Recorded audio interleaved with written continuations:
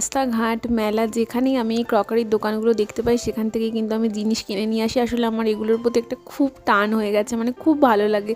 অনেকের ভিডিও দেখতে দেখতেও পছন্দ হয়েছে জিনিসগুলো, তো ভাবি নিজেও কিনবো।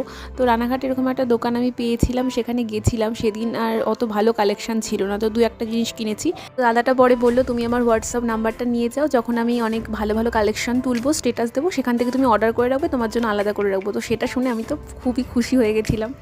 এটা কিনেছিলাম মাত্র 80 টাকা দিয়ে। হয় না চকলেটটা কি এই ডার্ক চকলেট মানে হয়তো ডার্ক না, মানে আমুলের মিল্ক চকলেট। আপনি খাবো না, আমি চিকেন পকোড়া খাবো। চিকেন পকোড়া খাই না।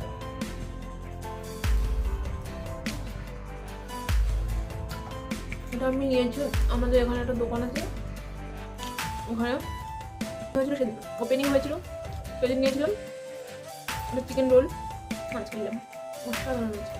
এখন আমি খাবো হচ্ছে মোগলাই। এটা দিয়ে গেছে আমার একটা বৌদি, কারণ বৌদিদের আজকে অ্যানিভার্সারি, সেই জন্য খাওয়াচ্ছে আমাদের।